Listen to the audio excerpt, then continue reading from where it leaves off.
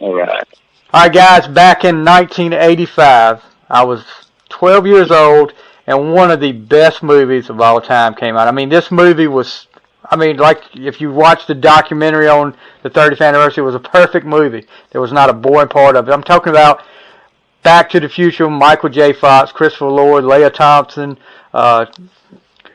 Crispin Glover. There was a bunch of them in there. I mean, just a great movie. It went on to be a trilogy.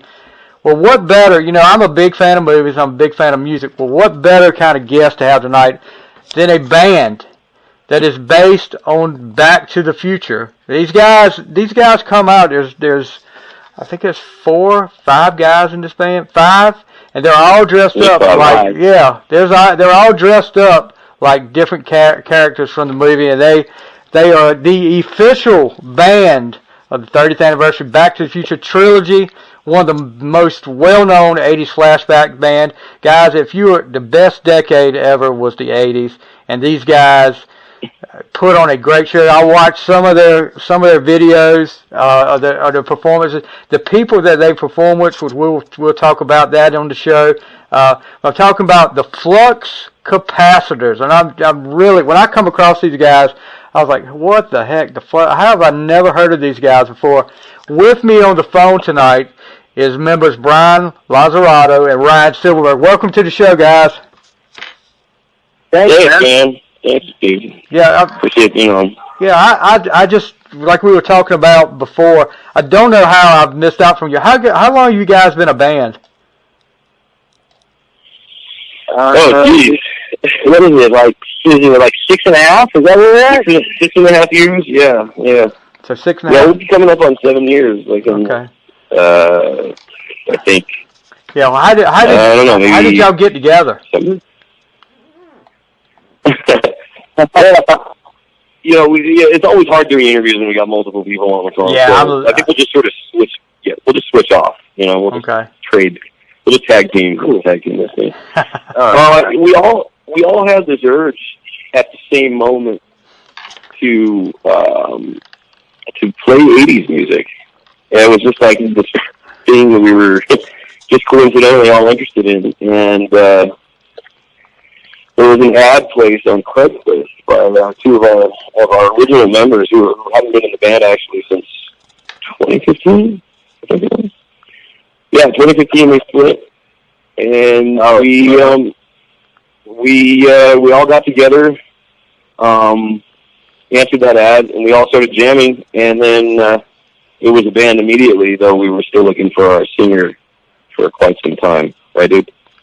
Yep. So, yeah, it took about, once we already had the core musicians in the band together, which was at the time, there's only three original members left, and that is Brian and me and Ryan, and then Tyler, our singer. And originally we had 2 other guys, but they split, and we found Tyler, our singer, in about 3 months after we sort of became a band, and that's how it started. Man, we just all got together at the same moment. Okay. What made you decide on going the Back to the Future thing? I know you guys had to be fans of the movie. Well, I think we were just looking to be creative and have fun with the '80s idea, right? And we all had expressed a similar interest in the movies we grew up with, and Back to the Future just by far had the most powerful effect on all of us, and after we talked about it, and it just wasn't even a hard decision. It was funny. I don't remember who brought it up, but the idea was thrown out there, and almost immediately everybody was like, "Yeah, Back to the Future." I mean, it wasn't even hard. It was kind of what happened. Just to expand on that a little bit, kind of what happened was we all started. We were on this conference call similar to this, and we we just started tossing around ideas like, yeah, okay, so whatever. We can play music. We're going to play this music we love to play and we love to hear. And, you know, we know we're going to be entertaining. We felt like that would be a given. But we're like, let's see if we can take it the extra mile. And we started tossing around ideas for just like you said, like Brian said, like for the movies that we grew up with and stuff. And we were like this close, like inches away from being a Ghostbusters band, or inches away from being the cast, like every character in the Breakfast Club. But those things kind of went away really quick. So then, you know, we just came up, we're just like, let's do Back to the Future. We started thinking of all the male characters in it, because we're all dudes, and then we just we sort of ran out of male characters, so our original drummer decided that he was going to play Lorraine. His original costume was to come out wearing what Lorraine wore in the 50s. Yeah. And that was super fun. So that's how that came about, man. Yeah, and it seems everything went good from the start. You guys, I'm sure, started getting a lot of gigs from the start just because of the Back to the Future tie-in. Actually, yeah. It was an unexpected. A very unexpected result that happened. Go ahead, Laura. Man. I mean, it's like we did this seat of our pants, just like shot in the dark. Let's see if we can get away with this. That was like the number one thing. Like, let's see if we can get away with this before the Universal Warrior Squad, descends on us and this and that. So. But we just decided we were going to do it, and we're going to give it a shot. And we did, and then, like, maybe by our second or third show, we started attracting attention from this community, this Back to the Future community that exists. That we honestly didn't know existed. Like, we weren't part of it. We were big fans of the series and all that, but definitely not part of this community that exists around the world. And so it didn't take very long, and we started having people who came to our shows who own, converted DeLoreans that look like, the time machine. And then pretty rapidly, one of the things that surprised me was when people, one of our first shows, people were coming dressed up like Marty McFly. And I was like, really? Really? People are coming dressed like, what? Exactly, man. And, like, the attention it was getting it did take us by surprise. And by our third show, I think it had to have been our second or third show, that's when Don Foley came to our show. He plays Mayor Goldie Wilson. Right. He came there and he starts taking video of himself while we're playing Huey Lewis music. And he's showing all his fans and giving the thumbs up. And it kind of just spiraled out of control from that point on. So you guys kind of knew at that point that, this is going to really take off, and this could be a big thing. No, I can't say that we knew that so quickly. And in fact, there were other times when we weren't certain that it was going to survive. Like, we ended up getting gigs at places at Universal Studios, and I personally felt like we were just sort of moseying on into the lines then, and they might shut us down, because I didn't fully understand at the time, like, the scope of Universal's intellectual property, and if we were doing anything that was particularly wrong. Right. Found out over time that we didn't do anything wrong, and in fact they were very happy to have us, but at the time, everything was just kind of day to day, I think, for this band.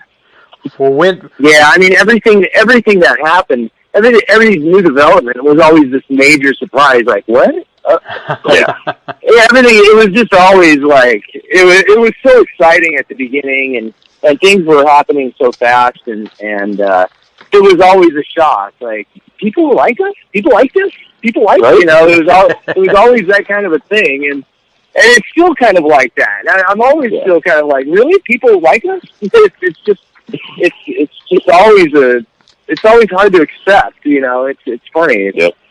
So when did y'all kind of realize that this is going to be a big thing, or is it still kind of like you said, kind of like you're still in shock that people actually come out and I mean, looking at the videos, you guys have some great crowds out there. I mean, I've just glanced at a few of them on your website, which was actually fluxcapacitors.com, thefluxcapacitors.com. Thefluxcapacitors.com. If you people out there want to check them out, they're based out on the West Coast. So I don't know how many trips they'll make to the East Coast where we're at, but yeah, you know, you check them out, guys. These guys are great. But when did I mean, is it still kind of like that? You don't really realize how big you've got? Yeah, it's really easy to forget. You know, when you're sitting at home and you haven't played a show in a week or two, it's really easy to get into this mindset that I don't even know how to explain it, that you are actually involved in something much bigger than you. It's really hard to see because you just don't see it. You know, you don't really see it in front of you all the time. So, and you know what? If we did see it all the time, I think some of the excitement would wear off. Would just fade a little bit. Some of the sparkle would fade. And every day, I mean, I can't say every day, but let's say at least 2 or 3 times a week, we get some insane booking request or some affiliation comes through that it's for us in this band, it's been for years one massive accolade or trophy or big name event or something after another, and it always blows us away, and they just keep on getting bigger and bigger. And I think that when there was a point when we knew that that this was turning into something, and I think that really started for us in 2015 when the actual 30th anniversary of Back to the Future rolled around. And we didn't plan any of this. Like, we didn't even know it was coming up. I mean, I saw it in the theaters when I was 10, and Brian and I are the same age. I mean, it seems like you were 2 years older. Yeah, I'm a couple years older. And but I wasn't like keeping tabs on the Back to the Future anniversary, and just happened to be 2015 was the date.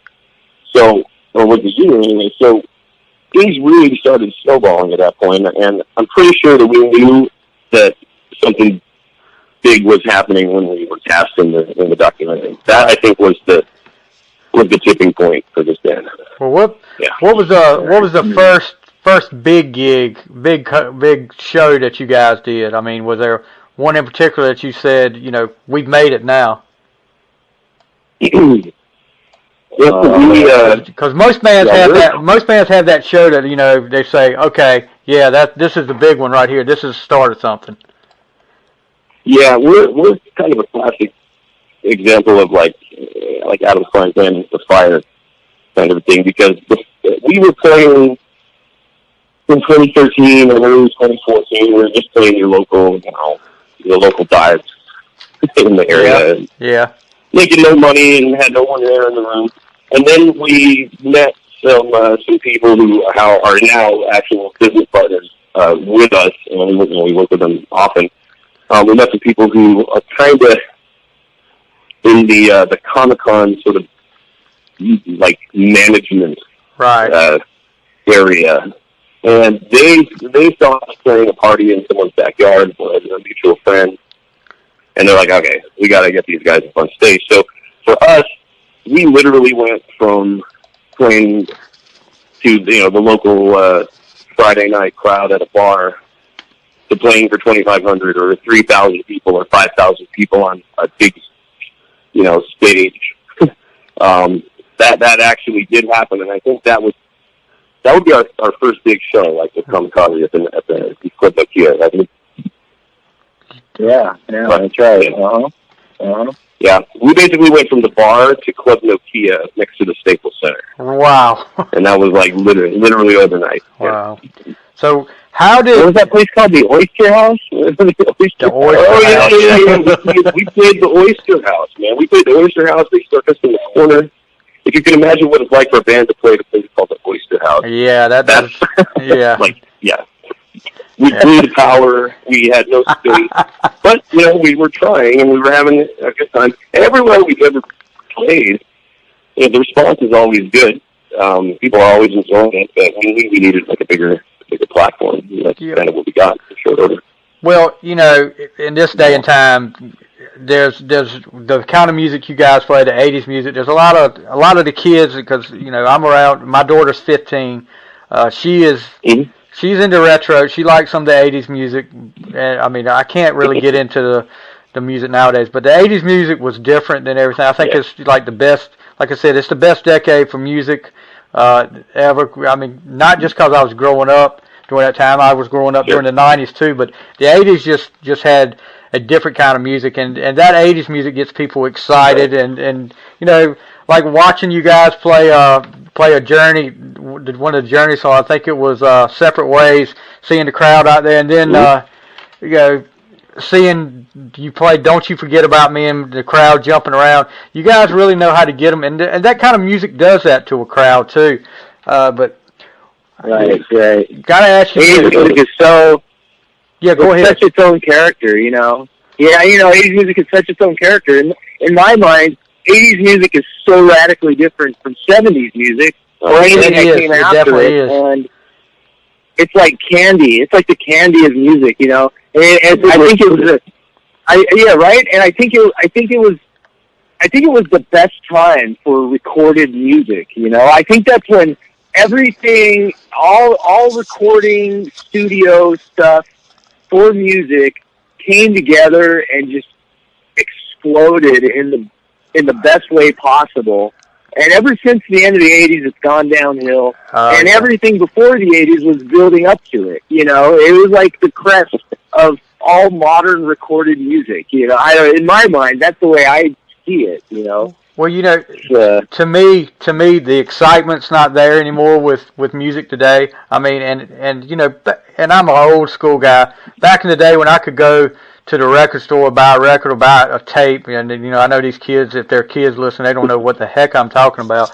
But you didn't have it, and I love the technology of today because everything's right at your fingertips. But I just can't get excited about going on, iTunes and pulling up the latest song. I like to have something in my hands. I miss the days of CDs, tapes with liner notes. Yeah, the whole music store experience and the radio, where you had to listen to the radio to find your favorite song. Back when MTV actually played music videos, and I got to ask this too while we're on that subject. The VMAs of the night. Tell me your opinion on this. MTV is still having video music awards, and they don't show videos. How is that working? I don't really know. I have yet to figure that out. I guess everybody has videos. There's just not a network that broadcasts them anymore, right? Exactly. I don't know if they're just not showing them on TV anymore, I guess. I don't know even when the last time was I even turned on MTV, but I haven't in a long time. You just have to go to YouTube to watch them. Exactly. YouTube should have their own video music awards, not MTV. Jeez. Yeah, right. But I don't know who's voting.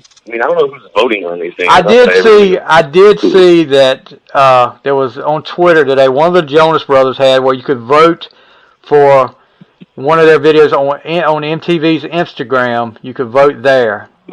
But, I was like, and I did respond back to him and I said, it's funny, I haven't seen your video, but, I guess MTV doesn't show your video, so how's that working?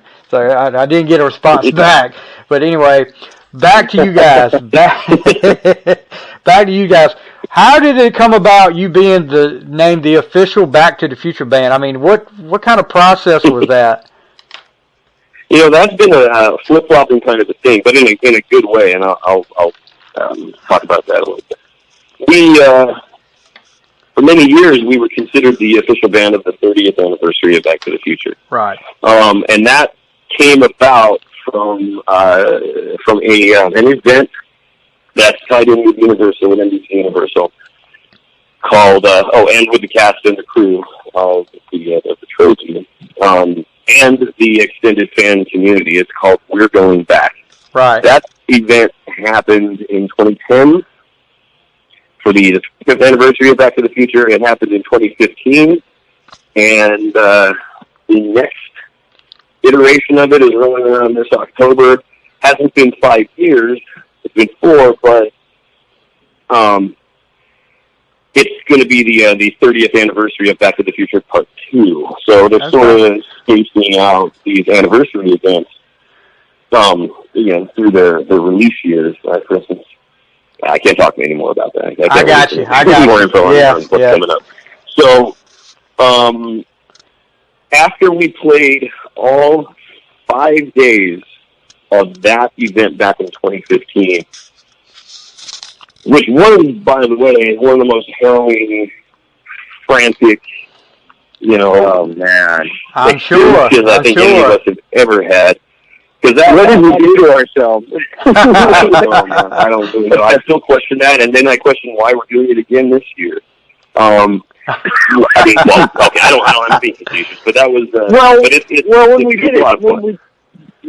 did it the first time, we really put some serious pressure on ourselves, and we tried to play like 50 songs or something ridiculous. Wow. And we added a bunch of 50s music, and we added a bunch of, in our minds, 1880, what would be 1880s music, and yep. And we really just burdened ourselves thinking we were just going to walk out there and just, and in reality, we were so busy before that we didn't have ample time to really prepare for that, Yeah, right. And we just wanted it to be the biggest thing in the universe, and basically we learned that, we need to take it a little easier on ourselves. And yeah, so what happened is that was a 5-day event, and we actually couldn't, we played 3 of the 5 days because we were actually rehearsing on other days, missing out on the activities. People come from all over the world to celebrate Back to the Future and its various sequels and, original story. And during that event, we converted, and when I mean we, I mean like Brian and I went scouting for locations for this event with the organizers, and we're basically co-producers at this point of these events. So it culminated in an enormous 10,000 person event at the Puente Hills Mall, which is in Puente Hills, California, and was that Puente Hills or La Puente? It's Rolling Heights. It's Puente Hills Mall versus Rolling Heights. Yeah. Okay, so Puente Hills Mall, for all of you guys who don't know, is where the Twin. Oh no, it might actually be City of Industry. I think actually. No, I thought it was La Puente or Puente Hills. Anyway, that is the location of the Puente Hills Mall. If you're ever out in California, you should stop by and see it. So it's the same. Right. That event ended in like 10,000 people there. We had DeLorean chases, being chased by VW buses with moving actors in them, and we performed, and there was screens of the film and all kinds of cast members, everyone, being there. But I think that the highlight of that event back in 2015 for us was that we actually recreated the Enchantment Under the Sea dance. Oh yeah, I was going to ask you about that. Well, that in itself is, fairly common. Like you can find recreations of the Enchantment dance all over the place. But for this particular one, we were joined on stage by Harry Waters Jr., who plays Marvin Berry, and he sang Earth Angel with us, along with Jeffrey Weissman, who was took over for Crispy Glover when he split George McFly Parts 2 and 3. He joined us on stage. Louis Thompson joined us on stage. Everything down to the guy who played the saxophone for the song Night Train. Yeah, and so we actually were able and that did take place in the same location where it was filmed. Oh man, that is awesome. So, so on that same stage where Marty did his Johnny B. Good thing and Earth Angel and, Lorraine and George kissed for the first time, that we did perform the dance in there with the original actors, and that to me, I think, was the highlight of that event. And we're doing it again in October. So you're doing it again in October? In October, yeah. If anyone's interested, go check out we'regoingbacktothefuture.com. Okay, we'll check that. We're going back. So after we played that event, that's when it was at that. In fact, the debut of this documentary we're talking about happened on, I think, day 2 of that event in 2015. It came out on Netflix. Well, I guess we'll get to that. But so once that came out, once we had done this event for Back to the Future, we became known as the official band of the 30th anniversary of Back to the Future. Now it's sort of wavering and going to the official band, the official 80s flashback band of Back to the Future, and you can see that title on the We're Going Back to the Future website, where you'll see us listed in there. So it's just kind of this universally accepted title between us and the studio and the cast and the extended band community and everybody. It's one big happy family. It's really cool. Yeah. Mm-hmm. So you're talking about that documentary. How did that come about? I mean, did somebody from the film company get in touch with you guys? And I mean, I can't imagine, you're going to be on a documentary about one of your favorite movies, and it's unbelievable. I mean, watching that, you guys were pretty awesome on it, though. Oh, thank you. Thanks. Yeah. Well, you want me to take this one? No, actually, you go ahead and take this one. You'll explain it much better than I will. All right. Well, here's what happened. The end of 2014. Actually, this project, the documentary he's talking about is called "It's Back in Time," and it's one of those hidden gems. Actually, I mean, for many years it was on Netflix, included in the streaming plan. But on October 15th of 2018, it went to Amazon Video, so you can watch it there. Look up Back in Time. But the way that happened, that project had been in development for 2 years before we got involved, and they had. It started off as a Kickstarter, and then just kind of like our story, it became much bigger than I could have imagined quickly. So it started. They originally had the idea that Back in Time was going to follow a DeLorean time machine around the country and see kind of what it gets into and what people's responses were going to be. That's where it started. But then they started getting interest from Bob Gale and Bob Zemeckis and Christopher Lloyd and Michael J. Fox and so on and so on. So the ideas, were flying all over the place for the development team of that movie.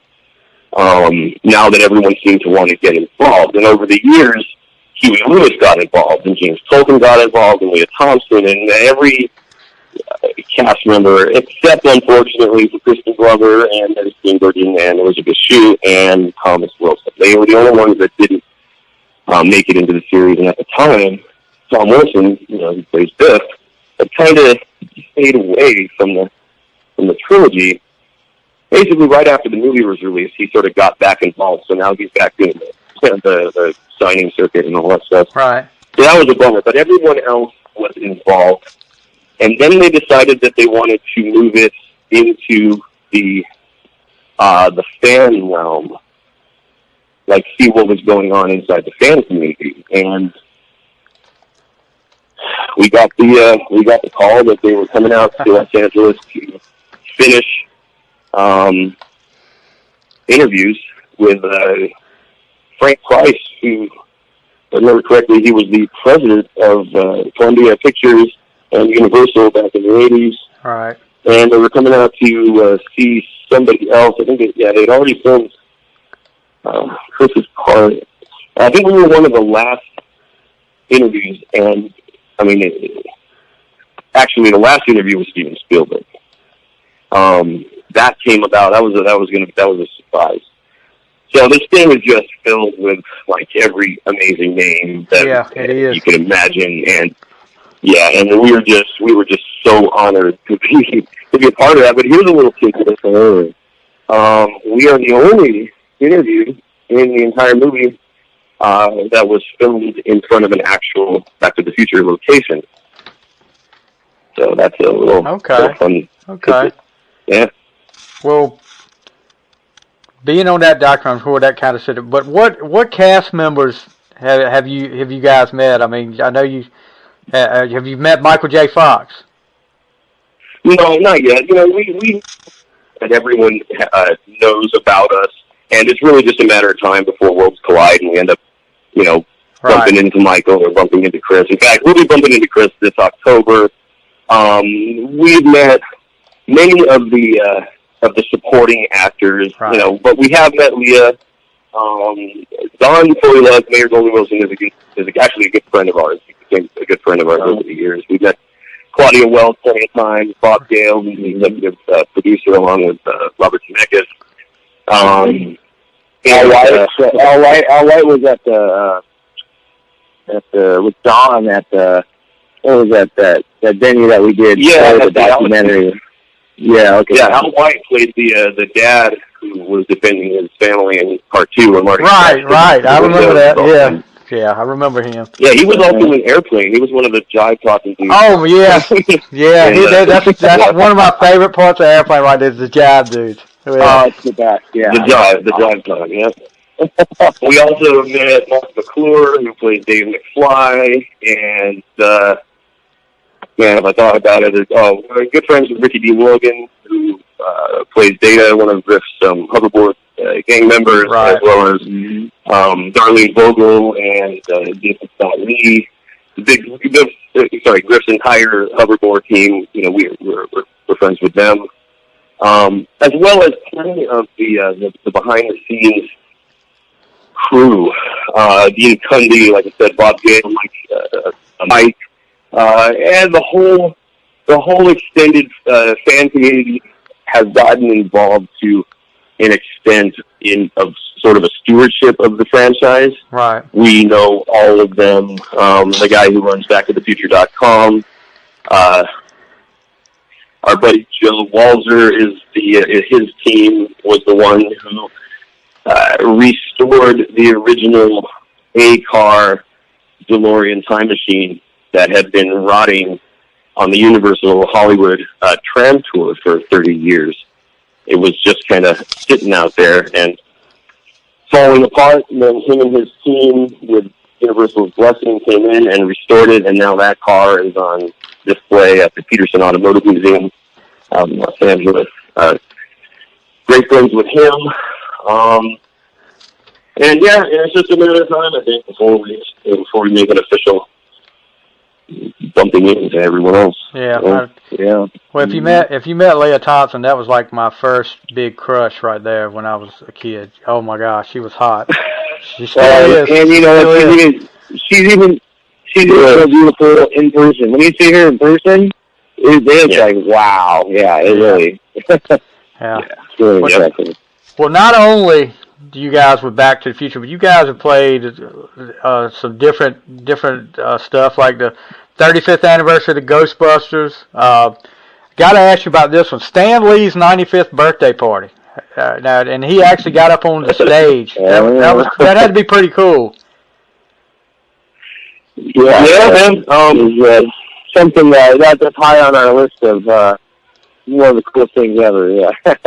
Yeah, for sure. Like we had been loosely involved with Stan and his company POW Entertainment for several years, because we were and still are to some degree the house band of the Comic-Con out in Los Angeles that he was that he had his name attached to. And so he didn't know about us. We had played events where he was, at times throughout the years. But I think it was 2017. We were asked to perform at his 95th birthday party. Of course, unfortunately, it ended up being his last birthday. So we have just a tremendous. That was a big thing for us, and so that took place up in the at the Stark Mansion, actually the house that Tony Stark's mansion was modeled after, up in the Hollywood Hills. And we had about 2,000 people there. And Stan got out on our stage, the stage that the band owned, and talked and hung out, and that was a momentous occasion. Sometimes I actually forget about that one, but then I get reminded, and it's like, wow, yeah, that is something we did, and that's something that and Stan Lee came up, and he just made a really great, amazing speech, and everybody there was just captive, just watching every word he said, and it was really an amazing moment. It's something that, it's really unfortunate that it was his last one. We were looking forward to the next one. Yeah, we were. Yeah, and I think we gave him a good party, so that was fun. He had a lot of fun. That's right. That's for sure. The Ghostbusters 35th anniversary. You guys played that too. That you guys are starting to get in like, especially in the, I guess, the sci-fi, whatever you would call it, world, or the Comic-Cons. You guys are starting to really make a name for yourself there. I gotta ask you about this one, and my daughter will kill me if I don't. The Stranger Things, the Hawkins Fun Fair. How did that come about? Man, how does that come about? But, everything that ever lands on our lap, we can trace it back to its genesis point. It's like, how did that happen? Like, I don't know, but I give you the down. It's usually a result of somebody seeing us live, right, and telling somebody about it. That's usually where it comes from, I think. Yeah, I mean, it's always going to be a word of mouth situation. We never know who's watching or who's heard what or who's seen what. We never know who's in the audience. And as far as that one goes, that one was particularly interesting because Netflix already knew who we were because we had Back in Time on Netflix for years, and so they were already familiar with us. It just hadn't we hadn't just crossed paths with Netflix on a business level yet. So then we were hearing that season 3 was coming out of Stranger Things, and multiple people were saying, "Yeah, we're gonna get you guys to play for Netflix. You got to play this stuff." It's like, okay, yeah, well, we have plenty of competition out here, and who knows if this is really going to happen. But lo and behold, it did happen, and Netflix contacted us about 3 months ago and said, "We want you guys to play 3 dates for the release of season 3. Right. The private industry party going to happen on Friday night, and then there's going to be 2 public dates that took place at the Santa Monica Pier, where they had basically converted a section of the pier into the Hawkins Mayor Klein Fun Fair from Stranger Things season 3. Right. And we didn't end up playing the industry party, unfortunately. They just ended up getting a DJ, but we did do the next 2 days. And that was insane, just to the lead. Like, basically, they had opened it up to the public. Oh, yeah. Ooh. It was all over the news.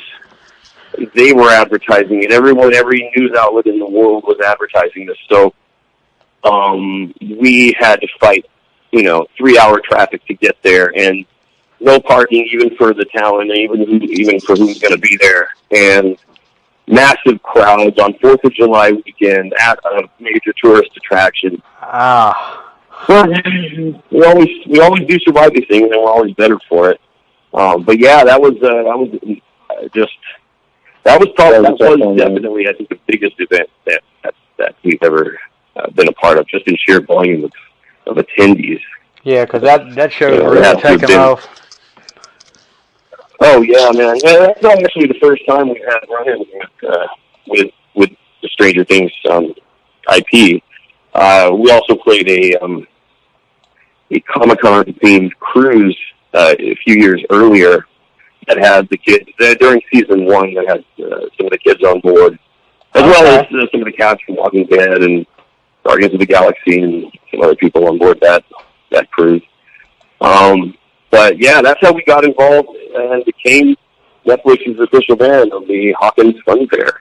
Yeah, that's pretty cool. Pretty crazy. Yeah, and then just looking at some of the musicians you guys have performed with, Run DMC, Tiffany, and I watched the Run DMC. It's tricky. When you had was Daryl McDaniels on stage with you, and then Tiffany was on stage with you guys. Mm-hmm. Yeah. Now, what song? I haven't seen that. What song did y'all play with Tiffany? I think We're Alone Now. Okay. Her big cover hit. We played with Daryl twice, actually. We played with him in 2016, I think. No, in 2015. And we just recently played with him again at this year's San Diego Comic-Con at one of the parties that we co-produced. Okay. Yeah, we got back out on stage with Daryl. Yeah. So, what's next? What I know you're talking about the Back to the Future in 2019. You're going to get together again with them.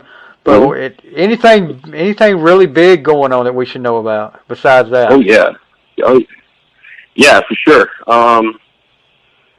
I can't get too deep into it, but I can say that we are involved with Disney and Lucasfilms next year. Really? That'll be sometime next year. Yeah, I can't talk much about that, but we will be part of that. And we have some talks with Sony Music. They want to help us out, get involved to some degree. Oh man, our schedule's full through the rest of the year, all the way into next year. We've got about 8 to 10 major Comic-Cons around the world that we will be visiting and performing at throughout 2020. What else is happening this year? We have 3, maybe 4 more conventions coming up in varying either different fandoms or just interest. Like there's an 80s based convention coming up that it is a fandom, but I would call it more of just an interest area. But then we have another other Comic-Con style parties coming up.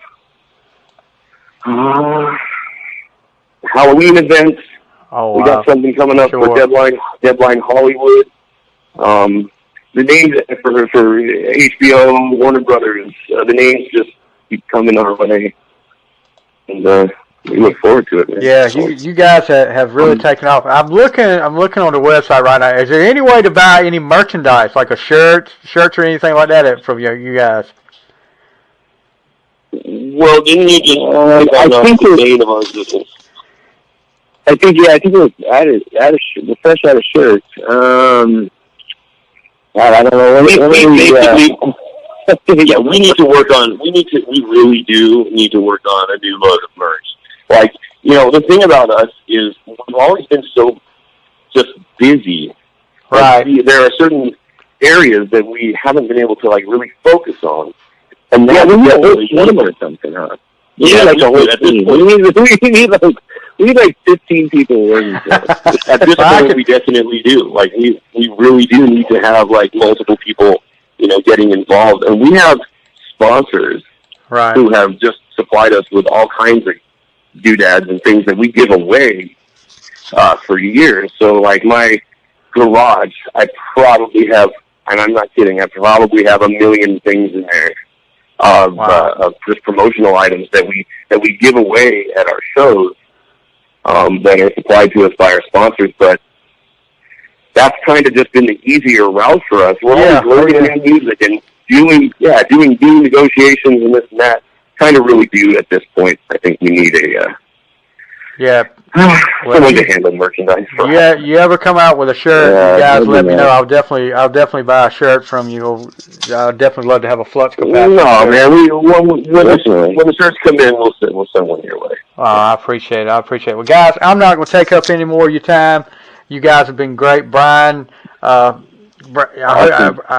and Ryan, I hope you guys, I hope everything just keeps getting bigger, because it sounds like you guys are pretty busy right now. You're talking about how you were booked to the rest of the year and well into next year.